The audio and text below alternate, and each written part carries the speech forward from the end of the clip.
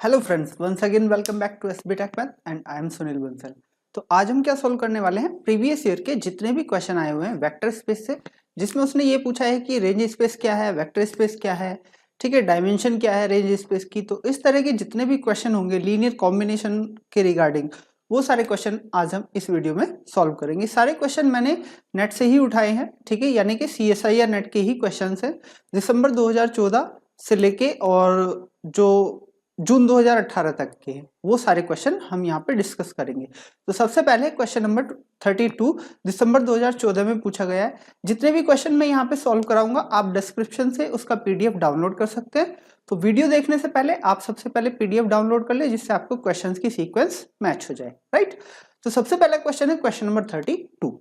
इस क्वेश्चन में उसने कहा है which of the following matrices has the same row space as the matrix. एक मैट्रिक्स गिवन है 4 8 4 3 6 1 2 4 0, ठीक है, और वो पूछता है which of the following matrices has the same row space as the matrix. तो इसके लिए हमने एक थ्योरम पढ़ी थी, if we have two matrix A and B in row canonical form then they have same row space if their non-zero rows in row canonical form are same।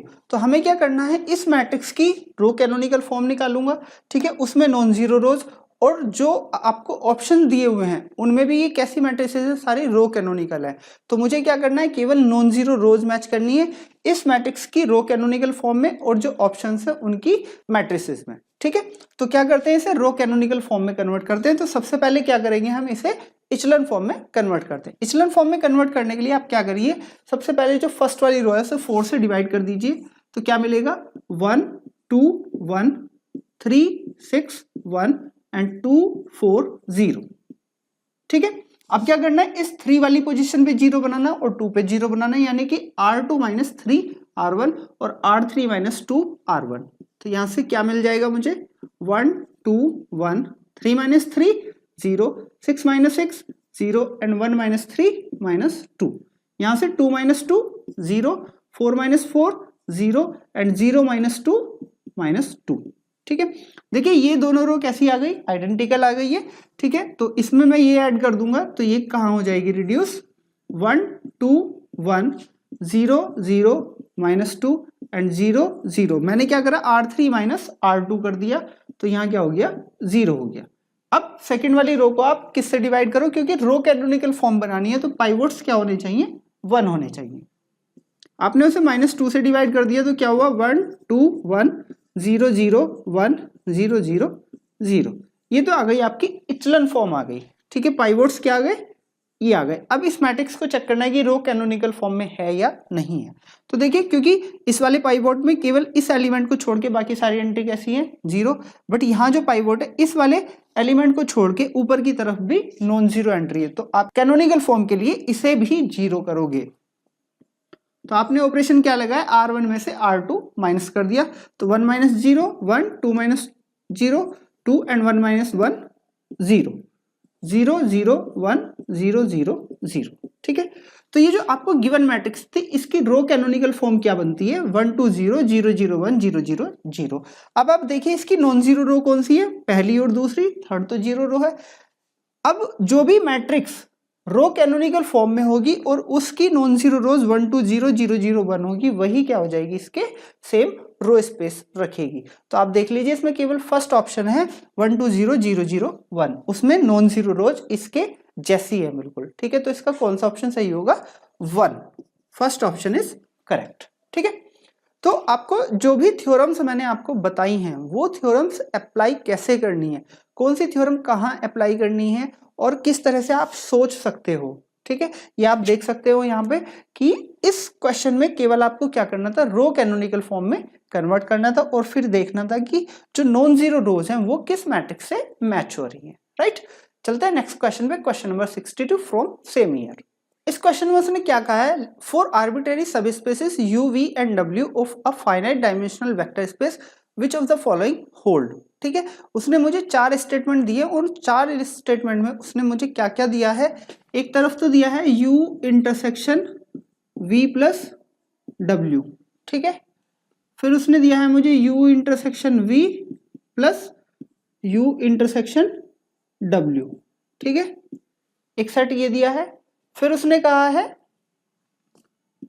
U intersection V plus W, ठीक है, और इसके साथ कहा है उसने U plus W intersection V plus W, ठीक है। तो उसने पहले तो ये कहा है कि this set contain in this set और this set contain in this set. Second वाले में ये कहा है कि this set contain in this set और vice versa this set contain in this set, ठीक है। तो हम करते क्या है, देखिए सिंपल सा लॉजिक है, आप इसमें से एक वेक्टर लेके चलिए, ठीक है, इनमें से किसी में एक वेक्टर लेके चलिए और वो दूसरे में दिखाने की कोशिश करिए। केवल हमें क्या दिखाना है, एक सेट का एलिमेंट दूसरे के अंदर लाई हो जाएगा तो वो कंटेन कर जाएगा, ठीक है। पहले हम लेते हैं इन दो के लिए, राइट। पहले हमने लिया U intersection V plus W में कोई एलिमेंट लिया आपने, U एलिमेंट ले लिया, belongs to U intersection V plus W, ठीक है। तो इसका मतलब क्या है, यदि एक सेट आपके पास ये है और एक सेट आपके पास ये है, इनके इंटरसेक्शन में U है, this implies U belongs to capital U and U belongs to V plus W, ठीक है। U बिलोंग्स टू U हो गया और U belongs to V plus W। कल आपने सम पढ़ा था, सम को क्या कहते थे हम, कि यदि U V प्लस W में है, ठीक है, तो U can be written as a linear combination of V and W, ठीक है। तो आपने U को मान लिया V prime plus W prime, ठीक है, जहां पे V prime belongs to V and W prime belongs to W, ठीक है। तो ये भी क्या हो जाएगा, ये वाला U भी V prime plus W prime belongs to U हो गया, ठीक है, and V prime belongs to V हो गया और W prime belongs to W हो गया। यहां पे अब मुझे क्या दिखाना है कि जो मेरा U वेक्टर था, ठीक है, वो इस सम के अंदर कंटेन कर रहा है। सम के अंदर कंटेन करने का मतलब V prime plus W prime इस सम के अंदर कंटेन करेगा, दैट मीन्स V कहां पर होना चाहिए, इसमें, और W प्राइम कहां पर होना चाहिए, इसमें होना चाहिए, ठीक है। जब V प्राइम इसके अंदर होगा तो V प्राइम U के अंदर भी होना चाहिए, V प्राइम V के अंदर भी होना चाहिए, बट मुझे क्या है यहाँ पे गिवन V प्राइम V के अंदर है बट U के अंदर V prime plus W prime है, ठीक है। तो मैं यहां से इंटरसेक्शन की बात नहीं कर सकता। अब क्या करो, अब आप इसमें वेक्टर लेके चलो और कोशिश करो कि क्या आप इसमें दिखा सकते हो, ठीक है। तो यहां पे मैंने क्या लिया कि इस सम के अंदर एक वेक्टर ले लिया।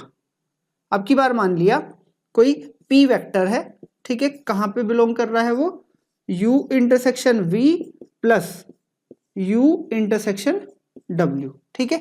ये क्या है, सम है, तो P जो होगा वो एक सम की फॉर्म में लिखा जाएगा जहां पे एक वेक्टर यहां से आ रहा है और एक वेक्टर यहां से आ रहा है। तो मैंने P को लिख लिया P1 प्लस P2, ठीक है, जहां पे P1 कहां से, U इंटरसेक्शन V और P2 कहां से है, U इंटरसेक्शन W, ठीक है। इसका मतलब क्या हुआ, P1 belongs to U intersection V and P2 belongs to U intersection W। तो यहां से मुझे क्या मिलेगा, P1 belongs to U and P1 belongs to V। P1 दोनों के अंदर होगा और यहां से भी मुझे क्या मिलेगा, P2 belongs to U and W। P2 U और W के अंदर भी होगा। P1 U के अंदर है, P2 U के अंदर है, ठीक है। P1 V के अंदर भी है और P2 W के अंदर भी है। तो यहां से देखिए क्या मिलता है मुझे। अब मुझे ये दिखाना है कि जो मेरा वेक्टर है, ठीक है, जो P वेक्टर है इस सेट के अंदर, वो किसके अंदर होगा, U intersection V plus W के। तो यदि मैं ये दिखा दूं जो P को मैंने स्प्लिट करा है P1 प्लस P2, ठीक है, वो किस तरह से हो, इसके अंदर आ जाए, ठीक है। इसके अंदर कब आएगा, जब P1 प्लस P2 U के अंदर भी आ जाए और P1 plus P2 V plus W के अंदर भी आ जाए, ठीक है। देखिए यहां से कैसे करोगे आप, जब P1 U के अंदर है और P2 U के अंदर है तो P1 प्लस P2 भी U के अंदर होगा, क्योंकि U क्या है, subspace. P1 plus P2 belongs to U, ठीक है, U इज सब स्पेस, ठीक है। अब P1 V के अंदर है और P2 W के अंदर है, तो P1 प्लस P2 ये कहां होगा, V सम W में होगा, ठीक है। P1 प्लस P2 U के अंदर हुआ और P1 plus P2 V plus W के अंदर हुआ, तो यहां से मैं क्या कह सकता हूं, P1 प्लस P2 बिलोंग कर जाएगा U intersection V plus W के अंदर, ठीक है।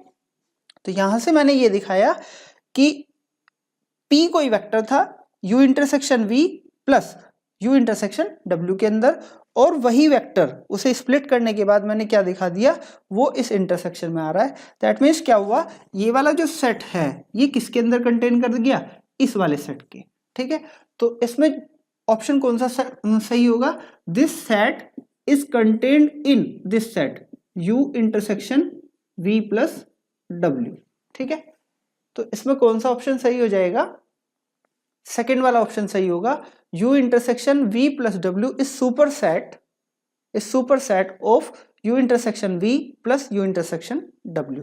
अब आप आते हैं सेकेंड वाले केस में, राइट। सेकेंड वाले केस में आप यहां पे कोई वेक्टर लेके चलिए, मान लिया कोई vector U belongs to U intersection V plus W के अंदर है, ठीक है। तो यहां से आपको क्या मिलेगा, जब ये सम के अंदर है तो इसे आप क्या लिख सकते हो, स्प्लिट करके दो पार्ट में लिख सकते हो। मान लिया कि U इक्वल टू है U1 प्लस U2, ठीक है। तो U1 कहां पे होगा, U इंटरसेक्शन V में, और U2 कहां होगा, W में। This implies U1 belongs to U intersection V and U2 belongs to W। U1 intersection में आ गया तो U1 दोनों के अंदर होगा, U1 belongs to U and U1 belongs to V, ठीक। यहां से U2 बिलोंग्स टू W। अब जो U1 है वो U में है, U2 W में है, तो जो U1 प्लस U2 होगा वो कहाँ होगा, U प्लस W में। This implies U1 plus U2 belongs to U plus W, ठीक। इसी तरह से U1 V के अंदर है और U2 W के अंदर है, तो U1 plus U2 belongs to V plus W। U1 plus U2 U plus W में भी है और V प्लस W में भी है, तो इनके इंटरसेक्शन में भी होगा। तो यहाँ पे मुझे क्या पता चला, एक वेक्टर में यहां से लेके चला था और मैंने कहा दिखा दिया, इस वाले सेट के अंदर दिखा दिया, ठीक है। तो इसमें क्या होगा, this set is subset of this set, ठीक है। इसके लिए आपका थर्ड वाला ऑप्शन सही हो जाएगा, U intersection V plus W is subset of U plus W intersection V plus W। तो इसके कौन कौन से ऑप्शन सही हो गए, सेकेंड एंड थर्ड ऑप्शन। इस क्वेश्चन में कुछ भी नहीं था, आपको केवल जो सबसेट वाली प्रॉपर्टी है और सब स्पेस वाली प्रॉपर्टी वो यूज करोगे तो एक ही बार में आपका करेक्ट आंसर आ जाएगा, राइट। अब इससे नेक्स्ट क्वेश्चन है क्वेश्चन नंबर 27। ये पूछा गया जून 2015 में। ये क्वेश्चन कहां से आ जाता है, आपका डायमेंशन से आ जाता है, dimension of solution space, right. Question में क्या कहा है उसने, the row space of a 20 cross 50 matrix A एक मैट्रिक्स है और ये कैसी है, 20 क्रॉस 50 की, यानी कि रो कितनी है 20 और कॉलम्स कितने हैं, वो है 50 है, right. Has dimension 13, row space, dimension of row space of A has dimension 13, clear. What is the dimension of solution space of AX equal to 0, ठीक है। यानी कि W है आपका, X belongs to R, where R, अभी मैं आप power लिखता हूं, such that AX equal to 0, ठीक है। अब जब आप AX करोगे, A मैट्रिक्स है आपकी क्या 20 क्रॉस 50 की, तो इसके अंदर कॉलम कितने हैं, 50 कॉलम है, तो जो ये X वेक्टर आएगा वो कहां से आएगा, R 50 से आएगा। That means number of variable कितने होंगे इस सिस्टम में, AX इक्वल टू 0 में 50 होंगे।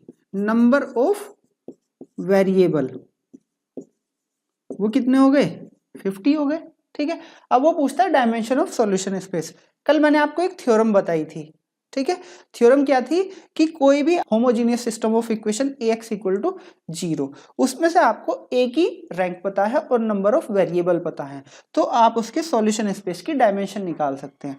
तो यहाँ पे उसने जो डायमेंशन ऑफ रो स्पेस बताई है वो कितनी है 13, और कल हमने बताया था जो रो स्पेस की डायमेंशन है वही क्या होती है, रैंक होती है, रैंक ऑफ ए, ठीक है। तो यहां से मुझे क्या गिवन है, रैंक ऑफ ए और नंबर ऑफ वेरिएबल कितने हैं 50। तो यहां से यदि मैं निकालूं डायमेंशन ऑफ W यानी कि सॉल्यूशन स्पेस, तो क्या हो जाएगी n माइनस आर।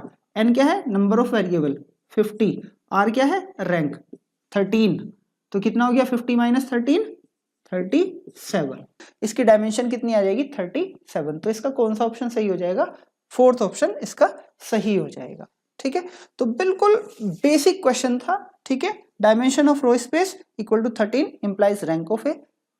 यहां से हमें पता चलेगा Ax इक्वल टू 0 यदि आप रखेंगे, ये मैंने आपको कई बार बताया है, जब भी आप सिस्टम रखें तो उसमें नंबर ऑफ वेरिएबल आइडेंटिफाई करने की कोशिश करें कि नंबर ऑफ वेरिएबल कितने होंगे। और वो कैसे होगा, जब मैट्रिक्स की प्रोडक्ट करते हो तो वो कंपैटिबल होनी चाहिए। कंपैटिबल होने के लिए हम क्या करते हैं, यदि हम Ax लिख रहे हैं तो इसके अंदर m क्रॉस n की मैट्रिक्स है A, तो ये जो x है वो कैसी होगी, n इंटू सम टाइप की होगी। बट x कैसा है, मेरा वेक्टर है, कॉलम वेक्टर है, तो n क्रॉस 1 टाइप का हो जाएगा। तो ये दोनों एंट्रीज कैसी होनी चाहिए, बराबर होनी चाहिए। और यदि ये दोनों एंट्रीज बराबर होंगी तो यहाँ पे क्या है, सेकंड एंट्री 50। दैट मीन्स ये जो वेक्टर आएगा ये कहाँ से आएगा, R50 से। और जब ये वाला वेक्टर R50 से आएगा तो इसके अंदर वेरिएबल्स कितने होंगे, 50 वेरिएबल्स होंगे। तो वही क्या लिया है मैंने, नंबर ऑफ वेरिएबल 50। ठीक है, इसी ईयर में एक क्वेश्चन और आया था, क्वेश्चन नंबर 74। वो भी बहुत ज्यादा बेसिक सा क्वेश्चन है और देखिए उसे आप कैसे करेंगे। इस क्वेश्चन में उसने क्या कहा है, let P N X equal to X to the power N. ठीक है, एक तो उसने पी एन एक्स डिफाइन कर दिया, X to the power N, right, for X belongs to R and let P equal to spanning set बनाया, किसका, एक पी इक्वल टू सेट बनाया, स्पानिंग सेट किसके लिए, P0 P1 P2 dot dot इस तरह से।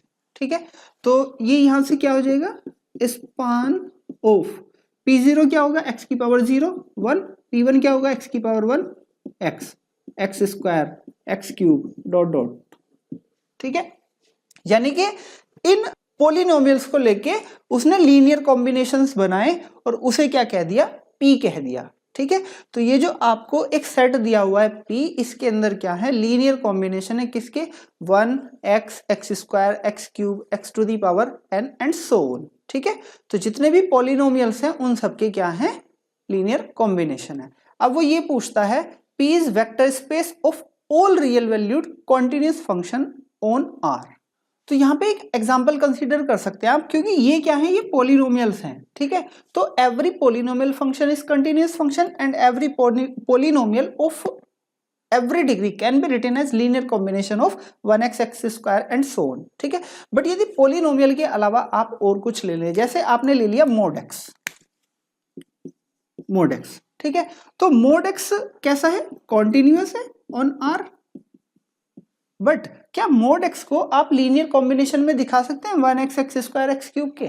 ठीक है, मुझे क्या करना है, mod x equal to a into 1 plus B into X plus C into X square and dot dot. ठीक है, तो ये जितने भी हैं 1 का कोफिशिएंट एंड एक्स स्क्वायर ये सब तो जीरो हो जाएंगे, केवल क्या बचेगा, b डॉट x बचेगा। अब ये जो b है, क्या ये आप यूनिकली फाइंड आउट कर सकते हैं, नहीं कर सकते, क्योंकि मोड x में जब x पॉजिटिव होगा तो b क्या हो जाएगा 1, और जब x नेगेटिव होगा तो b क्या हो जाएगा -1। दैट मीन्स मोड x को आप किसी एक लीनियर कॉम्बिनेशन में नहीं लिख सकते। ठीक है, या तो आप उसे डिफाइन करोगे कि ये कैसा है, प्लस पे है या फिर ये माइनस पे है, और जैसे ही आप इसे प्लस या माइनस पे रेस्ट्रिक्ट करोगे तो ये क्या हो जाएगा, एक पॉलिनोमियल में कन्वर्ट हो जाएगा। ठीक है, तो आप सारे के सारे कॉन्टिन्यूअस फंक्शन, जैसे ट्रिग्नोमेट्रिक फंक्शन होगा, एक्सपोनेंशियल फंक्शन होगा, लॉगरिथमिक फंक्शन होगा, तो आप सारे फंक्शंस को आप इन पॉलिनोमियल के लीनियर कॉम्बिनेशन में नहीं दिखा सकते। कैसे नहीं दिखा सकते वो भी अभी डिस्कस करेंगे,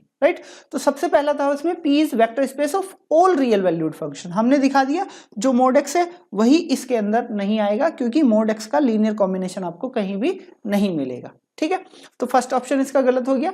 सेकंड में वो कहता है P इज सब space of all real valued continuous function on R। ठीक है, दैट मीन्स P सब स्पेस बनाता है। ठीक है, सब स्पेस बनाएगा क्योंकि ये क्या है, पॉलिनोमियल है, 1x x square x cube. हमने जब पॉलिनोमियल की बात करी थी तो उसकी एक बेसिस की बात करी थी। तो ये तो होती है जनरल बेसिस पॉलिनोमियल के लिए। Every polynomial can be written as a linear combination of this set, ठीक है। और यदि वो n डिग्री पे कर दे तो वो 1x x स्क्वायर x की पावर n तक रेस्ट्रिक्ट हो जाता है। तो ये तो क्या है, ये आपका px है, पोलिनोमियल स्पेस। और पोलिनोमियल स्पेस क्या करता है, सब स्पेस जनरेट करता है, ठीक है। तो सेकंड ऑप्शन इसका सही हो जाएगा कि सारे रियल वैल्यूड कॉन्टिन्यूस फंक्शन का सब स्पेस तो जनरेट कर देगा, ठीक है, बट पूरा का पूरा वेक्टर स्पेस के बराबर नहीं होगा ऑल रियल वैल्यूड फंक्शंस के, राइट। थर्ड में उसने कहा है p0 p1 p2 is linearly independent set in vector space of all continuous function on R। कि मतलब आपके पास एक वेक्टर स्पेस है जिसके अंदर सारे कॉन्टिन्यूस फंक्शन है, ठीक है, उसके रिगार्डिंग p0 p1 p2 ये जो है, ठीक है, ये वाला सेट है, ये कैसा होगा, लीनियरली इंडिपेंडेंट होगा। तो सिंपल सी बात है, लीनियरली इंडिपेंडेंट होगा। x can not be obtained by 1, x square can not be obtained by x, ठीक है, x cube can not be obtained by x cube, क्योंकि हम क्या करते हैं, लीनियर कॉम्बिनेशन की बात करते हैं। और लीनियर कॉम्बिनेशन में हम केवल स्केलर की मल्टीप्लाई करते हैं। एक्स स्क्वायर में किसी स्केलर की मल्टीप्लाई करके आप उसे एक्स क्यूब के बराबर नहीं कर सकते, ठीक है। इसी तरह से आप नेक्स्ट वालों को भी देख सकते हैं। तो ये जो है इंक्रीजिंग ऑर्डर में है, एक्स की जो डिग्री है, एक्स की पावर है, वो कैसी है, इंक्रीजिंग ऑर्डर में है, ठीक है, या फिर ये डिक्रीजिंग ऑर्डर में हो तो भी, ठीक, कांस्टेंट नहीं होनी चाहिए बस। तो ये कैसे हो जाएंगे, लीनियरली इंडिपेंडेंट हो जाएंगे, वही उसने कहा है, ठीक। फोर्थ में उसने कहा है trigonometric functions belongs to p। अब आप यहां पे देखें p के अंदर क्या आ रहे हैं, सारे के सारे पोलिनोमियल आ रहे हैं, ठीक है। और पोलिनोमियल, यदि मैं कांस्टेंट पोलिनोमियल को छोड़ दूं तो क्या कोई पोलिनोमियल ऐसा है जो पीरियोडिक हो, ठीक है। आपको एक पोलिनोमियल दिया px इक्वल टू दे दिया x, ठीक है, या कुछ भी पोलिनोमियल दे दिया आपको, कितने भी डिग्री का मान लिया, x की पावर n मान लिया। यदि ये n इक्वल टू 0 नहीं है, दैट मीन्स ये कांस्टेंट पोलिनोमियल नहीं है, तो क्या ये कभी पीरियोडिक होगा, नहीं होगा, ठीक है। और पीरियोडिक नहीं होगा तो जो जितने भी ट्रिग्नोमेट्रिक फंक्शन है, साइन है, कोस है, टेन है, ये कैसे आ जाएंगे, क्योंकि ये कैसे होते हैं, पीरियोडिक होते हैं, ठीक है। तो जो ट्रिग्नोमेट्रिक फंक्शन है वो इस सेट के अंदर नहीं आएंगे। अब आप कहेंगे कि जैसे आप कह रहे हैं कि कांस्टेंट पीरियोडिक है और sin x cos x भी पीरियोडिक है, तो क्या sin x cos x को आप कांस्टेंट के लीनियर कॉम्बिनेशन में लिख सकते हैं, नहीं लिख सकते, क्योंकि वहां क्या होता है, एक टेलर सीरीज एक्सपेंशन आता है, उसमें x स्क्वायर x क्यूब इस तरह की टर्म आती है। तो आप कोई भी ट्रिग्नोमेट्रिक फंक्शन को 1x x स्क्वायर इन सबके लीनियर कॉम्बिनेशन में नहीं लिख सकते, क्योंकि sin x cos x या ट्रिग्नोमेट्रिक फंक्शन पीरियोडिक होते हैं और इनके लीनियर कॉम्बिनेशन से आप पॉलिनोमियल बनाओगे जो पीरियोडिक नहीं होगा, ठीक है। आप ये मत कहने लगना कि आप इसे टेलर सीरीज से एक्सपेंड करते हैं, टेलर सीरीज में इनफाइनाइटली एक्सपेंड करता हूं, ठीक है, और जब मुझे वैल्यू निकालनी होती तो मैं उसे क्या कर देता हूं, टर्मिनेट कर देता हूं, अप्रोक्सीमेट कर सकता हूं पॉलिनोमियल से, बट एग्जैक्टली फाइंड आउट नहीं कर सकता हूं, ठीक है। तो ट्रिग्नोमेट्रिक फंक्शन इस सेट के अंदर नहीं आएंगे। तो इसका केवल कौन सा ऑप्शन सही हुआ, एक तो सेकंड ऑप्शन और एक थर्ड ऑप्शन, कि P सब स्पेस बनाएगा और P0 P1 P2 कैसे होंगे, लीनियरली इंडिपेंडेंट होंगे, राइट। इससे नेक्स्ट क्वेश्चन भी जून 2015 का ही है, क्वेश्चन नंबर 75। क्वेश्चन नंबर 75 में उसने क्या कहा है, विच ऑफ द फॉलोइंग सब spaces of the vector space R cube, R cube के कुछ सब स्पेसेस दिए हुए हैं, ठीक है, और पूछ रहा है कि which of the following are subspaces, ठीक है, मतलब कुछ सेट दिए हुए हैं, हमें ये चेक करना है कि वो सब स्पेस फॉर्म करेंगे या नहीं करेंगे, right. First, second, third, fourth, x y z belongs to R cube such that x plus Y equal to 0, ठीक है। सेकेंड वाले सेट में है x minus Y equal to 0, third वाले सेट में है x plus Y equal to 1, और फोर्थ वाले सेट में x minus Y equal to 1, ठीक है। सब स्पेस के लिए पूछा आर क्यूब की कौन सा सेट सब स्पेस फॉर्म करेगा। तो इन ऑप्शंस को चेक करने के लिए कि वेक्टर स्पेस फॉर्म करेंगे या नहीं करेंगे, हम क्या करते हैं, सबसे पहले जीरो सब स्पेस के अंदर होना चाहिए। जीरो वेक्टर यदि सब स्पेस के अंदर होगा तो x y z belongs to R cube बोलता है वो, यहाँ पे भी और यहाँ पे भी, ठीक है। तो थर्ड और फोर्थ की बात करते हैं पहले। थर्ड और फोर्थ में वो कहता है फर्स्ट टू एंट्रीज का सम क्या होना चाहिए, 1, और यहाँ फर्स्ट टू एंट्रीज का डिफरेंस क्या होना चाहिए 1। यदि मैं 0 0 0 वेक्टर की बात करूं तो क्या वो थर्ड वाले में होगा, क्योंकि इन दो एंट्रीज का सम 1 नहीं होता और इन दो एंट्रीज का डिफरेंस भी 1 नहीं होता, यानी कि ये दोनों तो आप देखते ही कैंसिल कर दोगे कि ये तो सब स्पेस फॉर्म नहीं करेंगे। अब बात आती है इन दोनों की, ठीक है। इन दोनों के लिए सबसे पहले 0 वेक्टर इसके अंदर आएगा नहीं आएगा, क्योंकि 0 वेक्टर की फर्स्ट टू एंट्रीज का सम भी 0 और दोनों का डिफरेंस भी 0, यानी कि 0 वेक्टर तो इसके अंदर आ गया इन दो के, ठीक।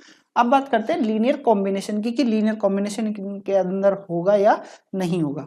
पहले मान लिया इसके अंदर दो वेक्टर हैं x1 y1 z1 and x2 y2 z2 belongs to 1, ठीक है। 1 के अंदर है तो ये क्या दिखाता है x1 plus y1 equal to 0 and x2 plus y2 equal to 0, ठीक है। अब मैं एक लीनियर कॉम्बिनेशन ले रहा हूं इन दोनों का। मैंने मान लिया alpha x1 y1 z1 plus beta x2 y2 z2, इन दोनों को ऐड करो।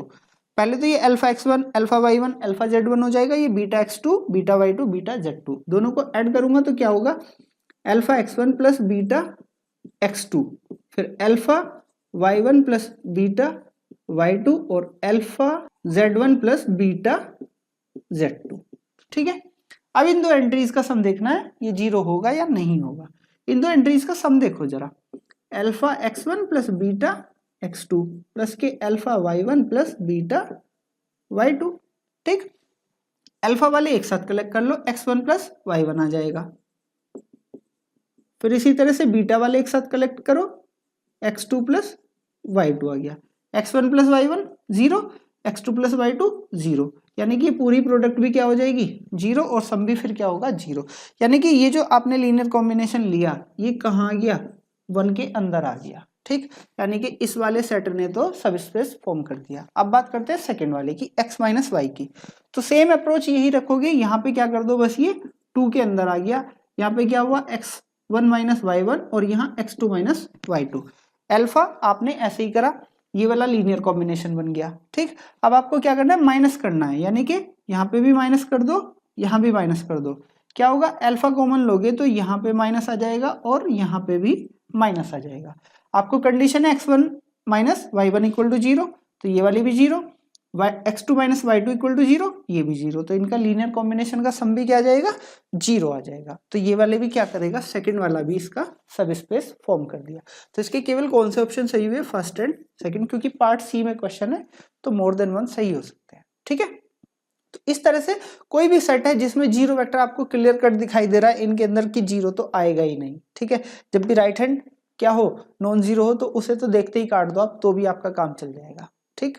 अब चलते हैं नेक्स्ट क्वेश्चन है क्वेश्चन नंबर 77, ये है दिसंबर 2015 से। क्वेश्चन नंबर 77 में उसने क्या कहा है, let A B M cross N matrix, A क्या है एम क्रॉस एन की मैट्रिक्स है, B belongs to R M with B not equal to 0, B belongs to R M, B कैसा है नॉन जीरो है, ठीक है। फिर वो कहता है ए एक्स इक्वल टू बी पे उसने सारी बात करी है, ए एक्स इक्वल टू बी, ठीक है। एक्स क्या होगा एक्स बिलोंग करेगा आपका आर एन से, ठीक है। The set of all real solution of A X equal to B is a vector space, ठीक है। आपको पता है जब A X equal to B की बात करते हैं हम, यानी कि system of equation, system of equation में जो होमोजीनियस सिस्टम ऑफ इक्वेशन होता है वही क्या करता है वेक्टर स्पेस फॉर्म करता है। यानी कि यहां तो आप क्या करोगे, उसने कहा बी नॉट इक्वल टू 0 है, ठीक है। बट वेक्टर स्पेस फॉर्म करने के लिए क्या कहता है वो कि इसका जो सॉल्यूशन सेट होगा, यानी कि x belongs to R N such that A X equal to B, ठीक। इस सेट के अंदर ये मान लिया v है, वेक्टर स्पेस बोल रहा है वो, इस सेट के अंदर 0 आना चाहिए, तो क्या कभी 0 आएगा, a into 0 vector equal to non zero vector, क्योंकि उसने क्या कहा b नॉन जीरो है, क्या कभी ऐसा आ सकता है, यानी कि 0 does not belongs to v। अब जब 0 does not belongs to v हो गया तो क्या करा, ये वेक्टर स्पेस फॉर्म नहीं करेगा, यानी कि फर्स्ट ऑप्शन इसका गलत है, ठीक। सेकंड में उसने कहा u and v are two solution of ax equal to b, ax equal to b के दो सॉल्यूशन है u और v, जब u और v सॉल्यूशन है तो au इक्वल टू क्या हो गया b और av भी क्या हो गया b हो गया, ठीक है। Then lambda u plus 1 minus lambda v is also solution of ax plus ax equal to b। तो देखो यदि ये सॉल्यूशन होगा तो इसे सेटिस्फाई करना चाहिए, तो क्या होना चाहिए a into lambda u plus 1 minus lambda v equal to क्या आ जाएगा, लैम्डा तो कांस्टेंट है बाहर आ जाएगा, तो लैम्डा au प्लस इसी तरह से 1 माइनस लैम्डा बाहर आ जाएगा av इसके बराबर हो गया। लैम्डा au किसके बराबर है, यहाँ पे b के बराबर है, तो lambda b plus 1 minus lambda av किसके बराबर है, ये भी b के बराबर है। क्या आ गया, lambda b plus b minus के लैम्डा b कैंसिल हो गया, किसके इक्वल आ गया b के, यानी कि a into this factor equal to b। और यहाँ पे भी क्या है ax इक्वल टू b है, यानी कि lambda u plus 1 minus lambda into v ने इस इक्वेशन को सेटिस्फाई कर दिया। दैट मीन्स ये क्या हो गया, इसका सॉल्यूशन हो गया, ठीक है।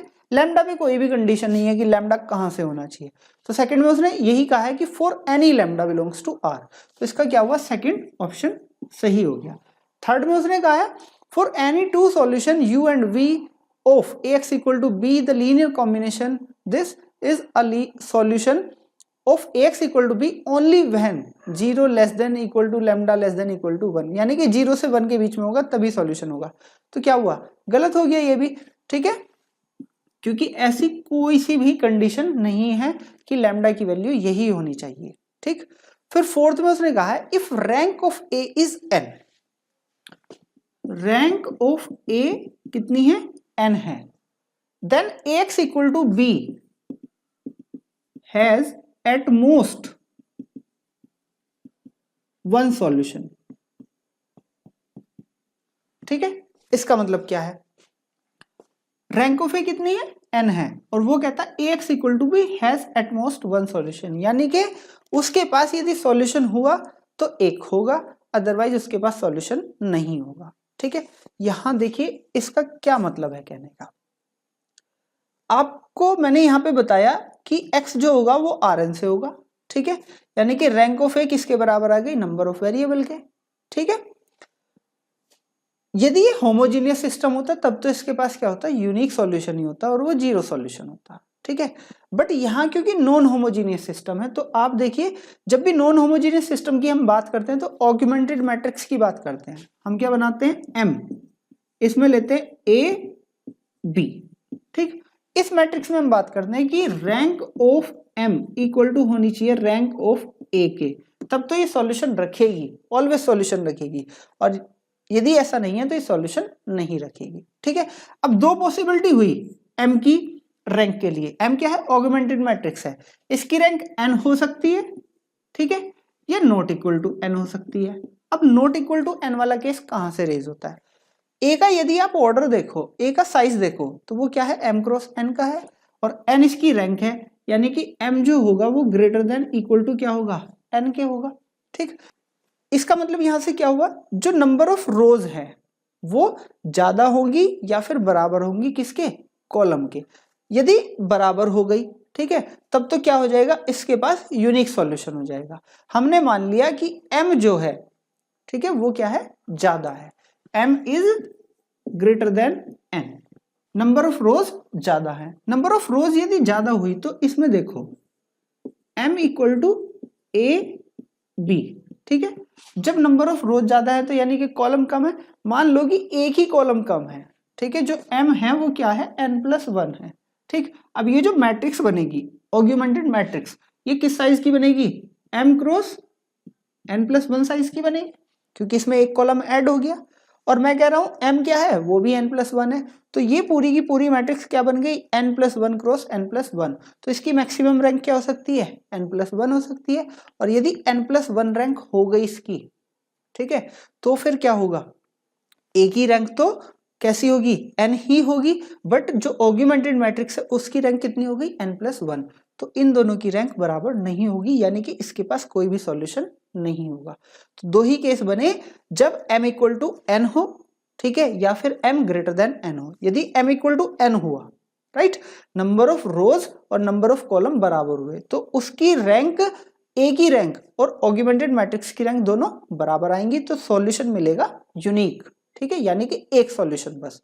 और यदि ये बराबर नहीं हुई, ठीक है, m ग्रेटर हो गया, तो इसके पास फिर कोई भी सॉल्यूशन नहीं रखेगा, इसीलिए उसने कहा eight most one solution, that means होगा तो एक होगा, अदरवाइज फिर एक भी नहीं होगा, ठीक है, ज्यादा से ज्यादा एक सॉल्यूशन रख सकता है। तो इसमें फोर्थ वाला ऑप्शन भी क्या हुआ, सही हो गया आपका, ठीक है, तो केवल दो ही ऑप्शन सही थे, सेकंड एंड फोर्थ। अब इसे नेक्स्ट चलते हैं दिसंबर 2016 में पार्ट बी का क्वेश्चन है 27। क्वेश्चन में उसने क्या कहा है, R4 के सबसेट दिए हुए हैं उसने कुछ, और वो पूछ रहा है कि ये बेसिस फॉर्म करेगा या नहीं करेगा, ठीक है। फर्स्ट में उसने क्या कहा है, B1 इक्वल टू 1 0 0 0 1 1 0 0 1 1 1 0 एंड 1 1 1 1, ठीक है। B2 में उसने क्या कहा है, 1 0 0 0 1 2 0 0 फिर 1 2 3 0 और लास्ट में 1 2 3 4, ठीक। और एक फिर B3 सेट दिया उसने, B3 में क्या कहा है, 1 2 0 0 0 0 1 1, थर्ड 2 1 0 0 एंड -5 5 0 0, ठीक। तो ये उसने तीन सेट दिए हुए हैं और पूछता है कि R4 के लिए कौन सा सेट बेसिस फॉर्म करेगा, ठीक है। हमें पता है R4 की डायमेंशन कितनी होती है, 4 होती है, यानी कि उसकी बेसिस के अंदर 4 लीनियरली इंडिपेंडेंट वेक्टर होने चाहिए। तो बस करना क्या है, इन्हें Li चेक करना है लीनियरली इंडिपेंडेंट। यदि आप पहले की बात करो, देखो जो लीनियर कॉम्बिनेशन वाला कॉन्सेप्ट है, इक्विवेलेंट फॉर्म वाला कॉन्सेप्ट है, उसे थोड़ा सा रिवाइज कर लिया करो। उससे कैसे करोगे, देखो यहाँ पे क्या है, फर्स्ट एंट्री नॉन जीरो है, ठीक है, यहाँ फर्स्ट सेकंड नॉन जीरो है, first second third non zero है, first second third fourth non zero है, ठीक है। मैं पीछे से चलता हूँ, ठीक। क्या ये वाला वेक्टर इन तीनों के लीनियर कॉम्बिनेशन में लिखा जा सकता है, क्योंकि इसकी फोर्थ एंट्री कैसी है 1 और इन सब की कैसी है 0, कोई भी लीनियर कॉम्बिनेशन ले लो ये नहीं लिखा जा सकता, यानी कि ये कैसा हुआ, इन सबसे Li हुआ। फिर आप इस पे बात करो, क्या ये वाला वेक्टर इनके लीनियर कॉम्बिनेशन में लिखा जा सकता है, इनकी जो सेकंड थर्ड एंट्री है वो कैसी है 0 और इसकी थर्ड एंट्री कैसी है 1, तो ये भी कैसा हो गया Li हो गया अपने से पीछे वालों के करस्पॉन्डिंग। अब इन दोनों के बीच में बात करो, सेकंड पोजीशन पे 1 है, यहाँ पे 0 है, ठीक है, तो क्या ये आपस में LD हो सकते हैं, ऑब्टेन कर सकते हो लीनियर कॉम्बिनेशन से, नहीं, यानी कि ये भी क्या हुआ Li हो गया, ठीक है। और ये कैसा है, नॉन जीरो वेक्टर है, सिंगल नॉन जीरो वेक्टर हमेशा Li होता है। तो आपको ये चारों के चारों कैसे मिल गए Li, यानी कि B1 ने तो बेसिस फॉर्म कर दी। सिमिलर कॉन्सेप्ट आप यहाँ पे लगा सकते हो, क्योंकि यहाँ पे 4 है तो बाकी किसी के भी लीनियर कॉम्बिनेशन से 4 नहीं बन सकता, यानी कि ये वाला जो वेक्टर है पीछे वाले तीनों से Li हो गया। फिर सेकंड लास्ट पोजीशन पे 3 है, ये पहले दो से नहीं बन सकता, इसी तरह से सेकंड पोजीशन पे 2 है, ये पहले से नहीं बन सकता, और पहला कैसा है नॉन जीरो, यानी कि इसने भी बेसिस फॉर्म कर दी। अब बात करते हैं थर्ड वाले की। थर्ड वाले में एक चीज देखो आप, 1 2 0 0 0 0 1 1 2 1 0 0 -5 5 0 0, यानी कि यदि आप इन तीनों वेक्टर को ही देखो, ठीक है, इन तीनों वेक्टर में पहली दूसरी पोजीशन के करस्पॉन्डिंग कितने वेक्टर मिल गए, मुझे 3 वेक्टर मिल गए, ठीक है। और मुझे ये पता है ये जो पहली और दूसरी पोजीशन है इनके लिए एटमोस्ट कितने फ्री वेरिएबल की जरूरत है, 2 फ्री वेरिएबल की जरूरत है, ठीक है। तो 2 फ्री वेरिएबल मुझे मिल जाएंगे, और जैसे ही मैं तीसरा वेक्टर बनाऊंगा वो कैसा होगा, लीनियर कॉम्बिनेशन हो जाएगा किसका, प्रीवियस टू का। देखिए मैं कहना क्या चाह रहा हूं, मैंने ये दिखाना है कि बस ये जो वेक्टर है, ये तीनों वेक्टर, इसकी तो छोड़ ही दो बात, ये जो तीनों वेक्टर ये कैसे आपस में LD है, ठीक है। LD कैसे बनेंगे, 1 2 0 0, ठीक है, एंड 2 1 0 0 -5 5 0 0। दो तरीके हैं LD दिखाने के, या तो आप इनका लीनियर कॉम्बिनेशन बना लो, ठीक है, इक्वल टू 0 के दिखा दो, तो जो स्केलर्स मिलेंगे वो कैसे मिल जाएंगे, नॉन जीरो, या फिर आप इसे इक्विवेलेंट फॉर्म में कन्वर्ट करो, देखो एक रो कंप्लीट 0 हो जाएगी, 1 2 0 0 2 1 0 0 और -5 5 0 0, ठीक है। इक्विवेलेंट फॉर्म में कन्वर्ट करा, 1 2 0 0 2 - 2 0 1 माइनस 4 माइनस 3 0 0। यहाँ से 5 की मल्टीप्लाई करके ऐड कर दिया, 5 प्लस 5 0, ठीक है। यहाँ हो जाएगा 5 टू जा 10, 10 प्लस 5 15 0 0, ठीक है। इसमें 5 की मल्टीप्लाई करके ऐड कर दो, क्या हुआ 1 2 0 0 0 माइनस 3 0 0 0 0 0 0। जो थर्ड वाला वेक्टर था वो किसके लीनियर कॉम्बिनेशन में लिखा गया, ऊपर वाले 2 के, यानी कि ये जो वेक्टर है ये इन 2 के लीनियर कॉम्बिनेशन में लिखा गया, यानी कि ये कैसा हो गया LD हो गया। और जब एक ही वेक्टर LD हो गया तो ये पूरा सेट भी क्या हो गया LD, ठीक। तो ये बेसिस फॉर्म नहीं करेगा, ठीक है। तो केवल कौन कौन बेसिस फॉर्म करेगा, B1 एंड B2। तो ऑप्शन में सबसे पहले वाले में दिया है B1 and B2 but not B3, ये इसका सही ऑप्शन होगा। अब बात करते हैं क्वेश्चन नंबर 31। ये भी क्वेश्चन दिसंबर 2016 से ही आया हुआ है। क्वेश्चन में उसने कहा है 3 सेट बना रखे हैं और 3 सेट में ये पूछा है कि कौन सा वेक्टर स्पेस बनाएगा, ठीक है, over R। S1 S2 S3। S1 में क्या कहा है उसने, function such that limit x tends to 3f equal to 0, ठीक। फिर एक S2 सेट बनाया, G such that limit x tends to 3g equal to 1, right. और फिर S3 एक सेट बनाया, H such that limit x tends to 3h exist. इन sets में उसने क्या लिए हैं, function from R to R लिए हैं, और वो ये पूछ रहा है कि इनमें से कौन सा सेट वेक्टर स्पेस बनाता है ओवर R, ठीक है। तो जब वेक्टर स्पेस की बात हो रही है तो इसके अंदर जीरो वेक्टर भी आना चाहिए, ठीक है। जीरो वेक्टर देखो किस किस के अंदर आएगा, किसके अंदर नहीं आएगा। मैंने पहले ही बताया था जिसके इक्वल में नॉन जीरो एंट्री दे रखी है उसे तो आप देखते ही कैंसिल कर दो, ये वाला तो जीरो वेक्टर आपको कभी नहीं देगा। आपने पढ़ा होगा फंक्शन स्पेस। फंक्शन स्पेस में क्या होता है कि आपने R टू R सारे के सारे फंक्शन कलेक्ट करे तो वो क्या बना देता है, वेक्टर स्पेस बना देता है। तो यदि मैं यहाँ पे ये भी दिखा दूं कि ये क्या है, सब स्पेस है, तो भी क्या होंगे ये आपस अपने आप में वेक्टर स्पेस फॉर्म करेंगे। तो मैं यहाँ इन्हें सब स्पेस ही दिखाऊंगा, ठीक है। देखिए कैसे करना है। यहाँ से आपने 2 फंक्शन लिए पहले वाले सेट से, F1 F2 belongs to S1, ठीक है, और alpha beta belongs to R। तो alpha F1 plus beta F2, इसकी क्या करनी है मुझे, लिमिट x टेंस टू 3, ठीक है। ये दिखानी है, 0 आ गई तो ये सेट के अंदर आ जाएगा, नहीं आई तो नहीं आएगा।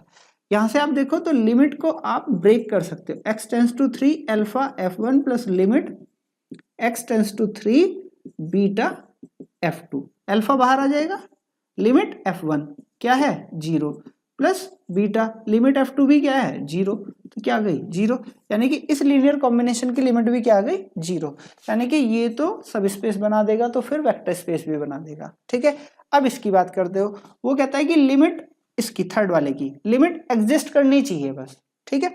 इसी तरह से आप H1 और H2 2 फंक्शन ले लोगे किसके अंदर, S3 के अंदर, और क्या करोगे, लिमिट निकालोगे, limit x tends to 3 alpha H1 plus beta S2, ठीक है।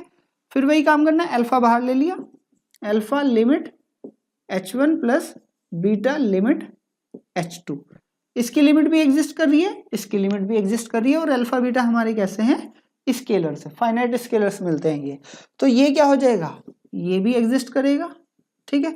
ऐसा तो हो नहीं सकता कि ये हमारे क्या हो जाएंगे, रियल नंबर हो जाएंगे, अल्फा भी रियल, जो लिमिट है वो भी रियल है, बीटा भी रियल है, और ये भी रियल है, कि 4 रियल नंबर लिए हमने, ठीक है, non real number, finite real number, और उनका सम कैसा आ जाए, नॉट एग्जिस्ट, ऐसा हो नहीं सकता, ये भी क्या करेगा, एग्जिस्ट करेगा, यानी कि जो S3 है वो भी क्या करेगा, सब स्पेस फॉर्म करेगा।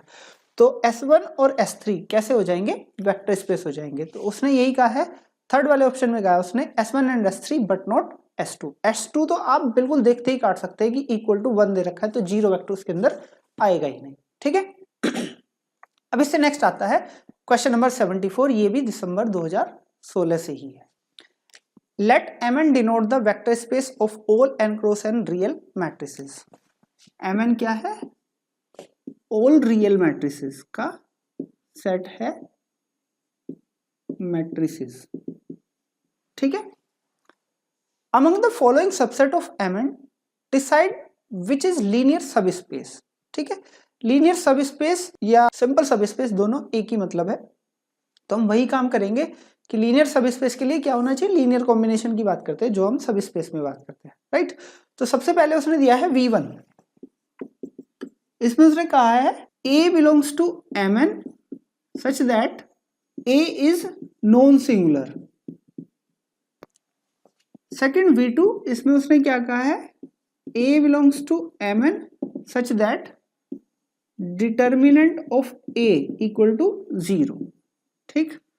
थर्ड उसने कहा है A belongs to Mn belongs to such that trace of A equal to 0, ठीक।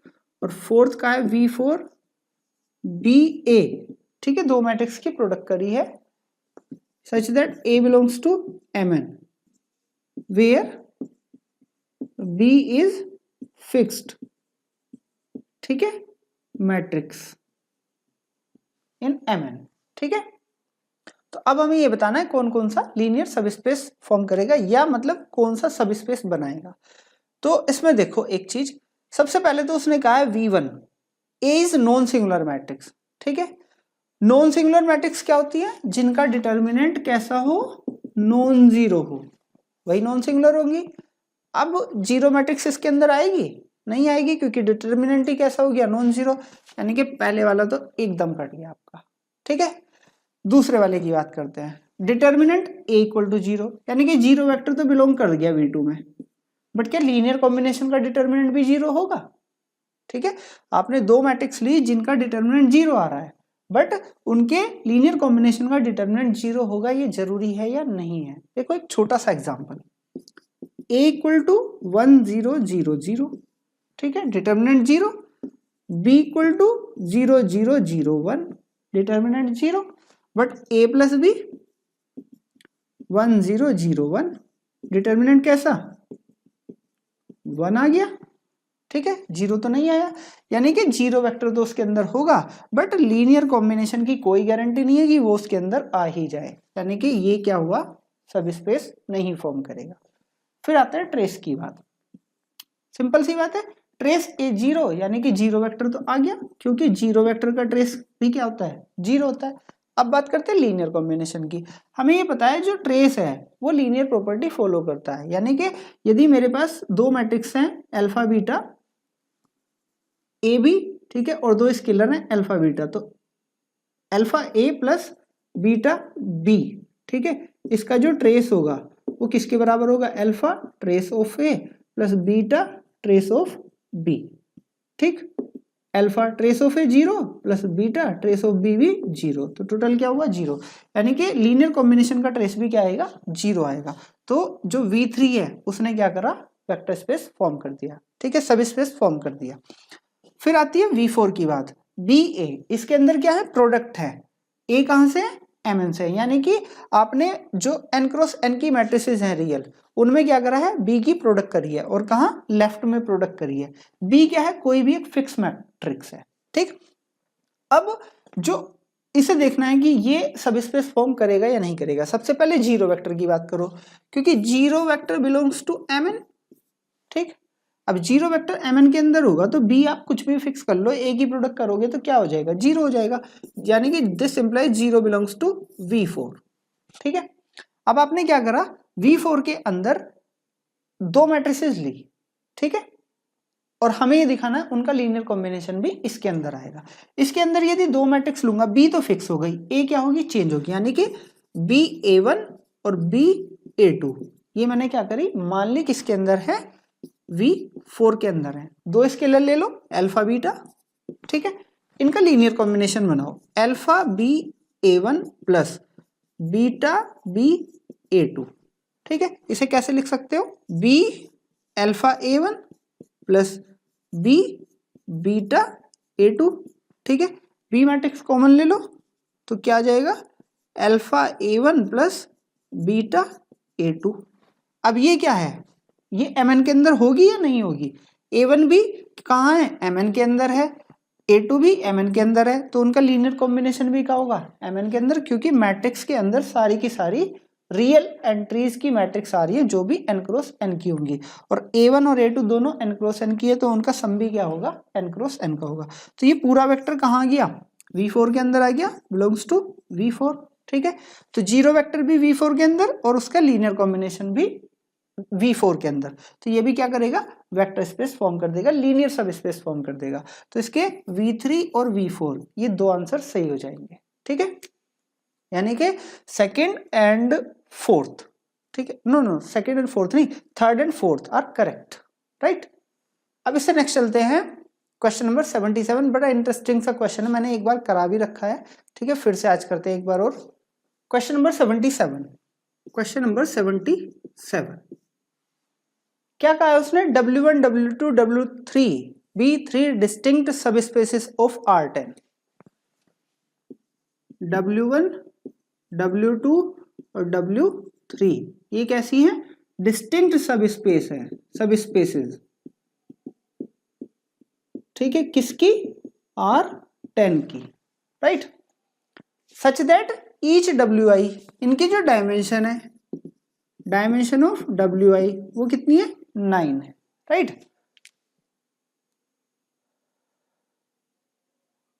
और फिर उसने क्या करा, W डिफाइन करा, intersection W1 intersection W2 intersection W3, तो इंटरसेक्शन भी सब स्पेस बनाएगा, ये तो क्लियर है। तो उसने फिर ये पूछा है कि डायमेंशन ऑफ W कितनी होगी, ठीक है, इसकी डायमेंशन कितनी पॉसिबल है, ठीक है। एग्जैक्टली तो उसने कुछ बताया नहीं है, less than equal to 8, greater than equal to 7 और लेस देन इक्वल टू 3, ठीक है। तो देखो यहाँ पे आप कैसे सोच सकते हो, बिल्कुल सिंपल वे में, है ना। W1 सब स्पेस है, W2 भी सब स्पेस है, W3 भी सब स्पेस है, और कैसी है, डिस्टिंक्ट सब स्पेस है, यानी कि जब आप सब स्पेस बनाओगे तो उसके अंदर यदि एक एलिमेंट भी डिफरेंट हो जाएगा तो वो क्या हो जाएगा, डिस्टिंक्ट हो जाएगा, ठीक है। आपने क्या करा, इसके अंदर 10 टपल आएंगे, ठीक है, इसके अंदर 10 टपल ऐसे लो कि पहली नो एंट्री फिक्स रखी और जो लास्ट वाली एंट्री है वो डिस्टिंक्ट कर दी। इसके अंदर आपने पहली 8 एंट्री फिक्स रखी, जो 9th एंट्री थी वो क्या कर दी, डिस्टिंक्ट कर दी, ठीक है। और इसमें आपने क्या करा, इसमें आपने जो 8th वाली एंट्री थी वो डिस्टिंक्ट कर दी और 9th और 10th पे एज इट इज एंट्री रखी, ठीक है। इस तरह से आपने ये जो वेक्टर लोगे ये क्या बना देंगे, सब स्पेसेस बना देंगे, ठीक है। और सबकी डायमेंशन कितनी होगी, 9 होगी, क्योंकि 9 इंडिपेंडेंट पोजीशन है, ठीक। तो यहां से देखो W1 intersection W2 intersection W3 कितना आएगा, ठीक है। जैसे आप इन तीनों में से क्या करना है, मुझे W के अंदर एक वेक्टर लेना है, उस वेक्टर में क्या होंगे, 10 टपल होगा, वो x1 x2 dot dot x8 x9 and x10, ठीक है। यदि ये पहले वाले के अंदर होगा तो सबसे लास्ट वाली एंट्री 0, यानी कि ये 0 हो गई, ठीक। जब ये दूसरे वाले के अंदर होगा तो 9th वाली एंट्री 0, और जब ये थर्ड वाले के अंदर होगा तो ये क्या हुआ, 8th वाले की एंट्री 0, यानी कि 7 कैसे बचे, इंडिपेंडेंट वेरिएबल बच गए, जिन्हें आप कुछ भी वैल्यू दे दो वो पहले में भी रहेगा, दूसरे में भी, तीसरे में भी, ठीक है। तो इंटरसेक्शन में आ गया। अब जब इंटरसेक्शन में आ गया तो इसकी डायमेंशन कितनी हो गई, इसकी डायमेंशन हो गई एग्जैक्टली 7, ठीक है। तो अब आप देख लो इसमें से कौन सा ऑप्शन सही होगा। सबसे पहले वो कह रहा है W मे नॉट बी सब स्पेस, ये तो गलत ही हो गया, क्योंकि फाइनाइट इंटरसेक्शन ऑफ सब स्पेसेस फॉर्म सब स्पेस अगेन, ठीक है। सबसे दूसरे वाले में उसने कहा है, दूसरे वाले ऑप्शन में कहा है dimension of W is less than equal to 8, ठीक है। जो डायमेंशन है वो कितनी आई है, 7, 8 से लेस है, तो क्या हुआ, सही हो गया, ठीक है। फिर थर्ड में उसने कहा है कि dimension of W greater than equal to 7, ठीक है। क्या greater than equal to 7 possible है, या इक्वल टू 7 ही होगी, ठीक है। तो यहाँ पे हम देखेंगे कि क्या मतलब 7 या 7 से बड़ी भी पॉसिबल है या नहीं है, ठीक है।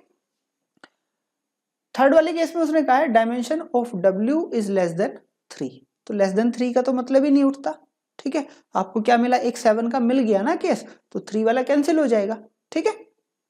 अब आपके पास केवल 2 बचते हैं, 8 से लेस देन इक्वल टू और 7 से greater than equal to. Exactly होनी कितनी होगी इसकी। अब इसमें देखो आप कर क्या सकते हो, जैसे उसने कहा है कि 9 डायमेंशन है इसकी, तो इसके अंदर 9 पोजीशन तो इंडिपेंडेंट होगी, एक पोजीशन कैसी हो सकती है, डिपेंडेंट हो सकती है, यानी कि 0, ठीक है, इसमें भी 9 होगी, इसमें भी 9 होगी, ठीक है।